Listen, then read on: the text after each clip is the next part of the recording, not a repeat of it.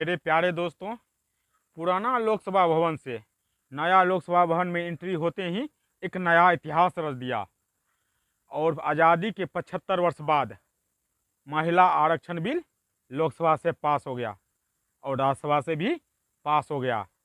इसे कहते हैं नारी शक्ति बंधन बिल।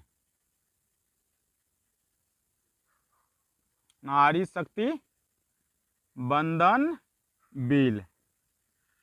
पक्ष में 454 वोट पड़े और विरोध में 2 वोट और 90 सांसद जो था वोटिंग के समय गायब रहे। इस तरह से लोकसभा में 2/3 से महिला आरक्षण बिल या नारी शक्ति बंधन बिल पास हो गया। तो अनुच्छेद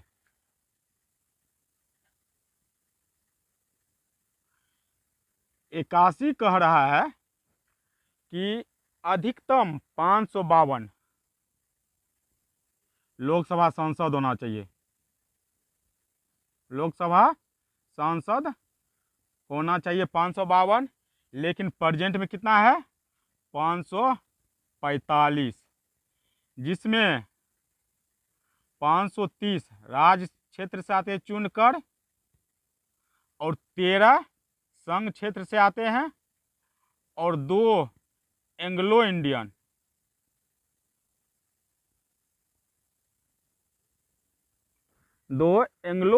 को राष्ट्रपति मनोनीत करता है। इस तरह से कुल 545 लोकसभा सांसद हुआ। जैसे ही महिला आरक्षण बिल पास हो गया तो 33% महिला आ जाएगा, यानी कि 180 से 250 सांसद महिला हो जाएंगे। है ना, यह गर्व की बात है। इसी प्रकार संविधान के अनुच्छेद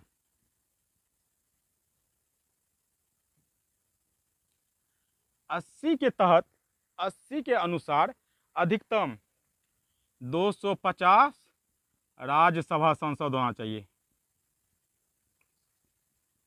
राज्यसभा सांसद, जिसे हम उच्च सदन भी कहते हैं,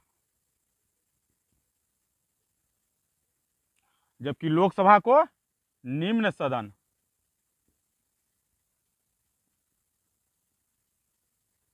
उच्च सदन बोले तो राज्यसभा 80 के तहत, अनुच्छेद 80 के तहत। अगर निम्न सदन बोले तो लोकसभा अनुच्छेद 81 के तहत।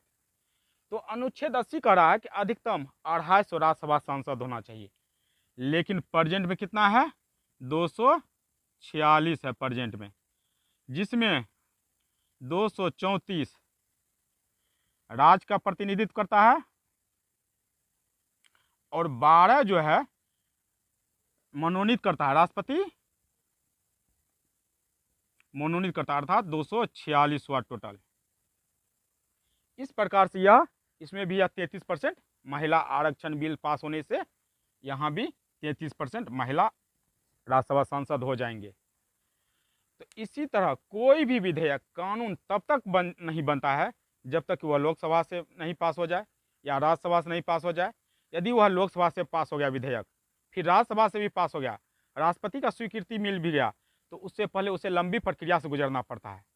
यह बिल पास होने के साथ साथ महिलाओं को 2029 से पहले लाभ नहीं मिलेगा और लाभ मिलने वाला भी नहीं है।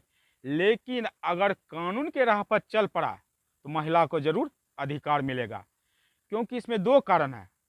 2029 से पहले उसे लाभ नहीं मिलने के कारण 2 कारण है।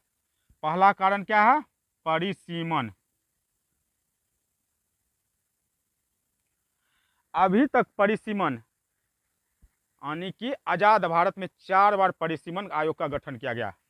पहला 1952, दूसरा 1963, तीसरा 1973, चौथा 2002। ये 2002 का जो है परिसीमन आयोग का गठन नहीं हुआ और इसे रोक लग गया 2026 तक, यानी कि फरवरी 2026 तक परिसीमन आयोग में रोक लगा हुआ, अर्थात मार्च के बाद ही परिसीमन होगा।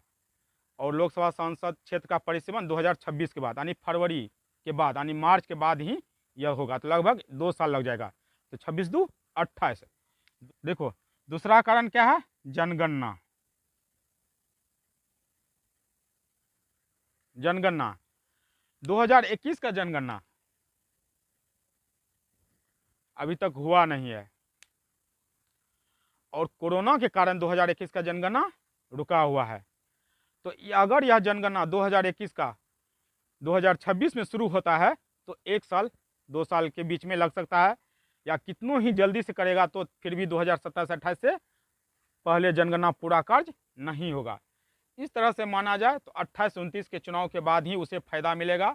उसके बाद ही नया संसद भवन में 180 से 250 सांसद महिला हो सकती है। यह हमारे लिए देश के गर्व की बात होगा, हमारे सांसद के लिए गर्व की बात है, हमारे समाज के लिए गर्व की बात है, और देश के लिए, राष्ट्र के लिए बहुत ही गर्व की बात है ना।